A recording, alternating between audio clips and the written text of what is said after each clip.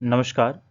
आज हम बात करेंगे निर्यात पर कि अभी भारत सरकार ने प्याज पर जो निर्यात है उस पर जो प्रतिबंध था उसको हटा लिया है।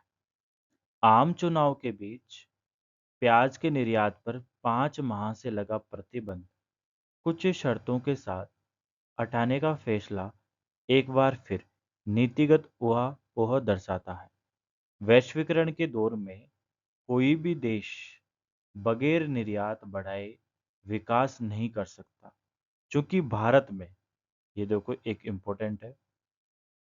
इम्पोर्टेंट आंकड़ा है कि चूंकि भारत में आज भी 60% लोग कृषि से जुड़े हैं और 45 से लेकर के 48% श्रम शक्ति मजबूरन इस क्षेत्र पर बोझ बनी है।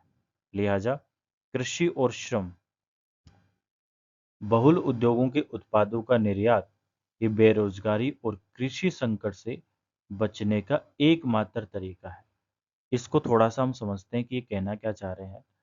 ये कह रहे हैं कि लिहाजा कृषि और श्रम बहुल उद्योगों के उत्पादों का निर्यात ही बेरोजगारी और कृषि संकट से बचने का एकमात्र तरीका है। अब कृषि संकट क्या है? हमारे यहाँ पे जो कृषि संकट है उसको हम देख लेते हैं।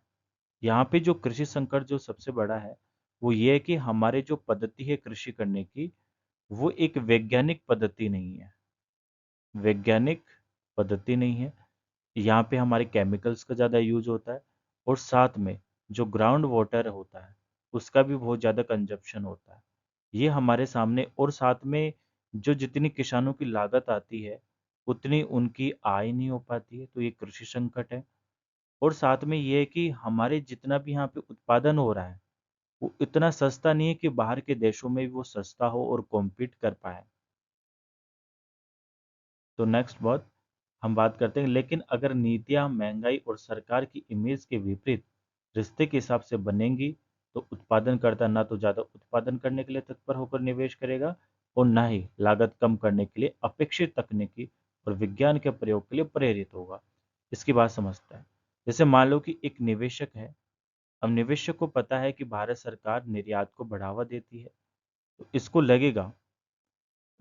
लगेगा कि निर्यात को बढ़ावा देती है, तो ऑब्वियसली बात है कि निर्यात को बढ़ावा देती है, तो इसको लगेगा कि भारत सरकार निर्यात को बढ़ावा देती है, तो मुझे भी निर्यात बढ़ाया जाना चाहिए और मेरे उत्पाद बाहर के देशों में कॉम्पीट कर पाएँ, इसके लिए मुझे ज़रूरी है कि मैं अपने उत्पादों को सस्ता करूँ और उनको सस्ता करने के लिए मुझे तकनीक का इस्तेमाल करना होगा। ऑब्वियसली बात है कि जब निवेशक इसके लिए प्रोत्साहित होंगे, तो तकनीक भी बढ़ेगी और प्रोडक्ट सस्ते भी होंगे। गेहूँ, चावल और चीनी का निर्यात पिछले 1-2 वर्षों से बाधित है क्योंकि चुनाव काल में महंगाई किसी भी सरकार को अलोकप्रिय बना सकती है। क्योंकि अगर गेहूँ, चावल और चीनी इनका हम निर्यात करेंगे, तो हमारे यहाँ पे इसकी डिमांड तो है, तो सप्लाई कम हो जाएगी और सप्लाई कम होगी, तो वो महंगी हो जाएगी। थोड़ा गहराई से सोचकर अगर नीतियाँ उत्पादन कैसे बढ़ाया जा सकता है? तकनीकी के उपयोग से।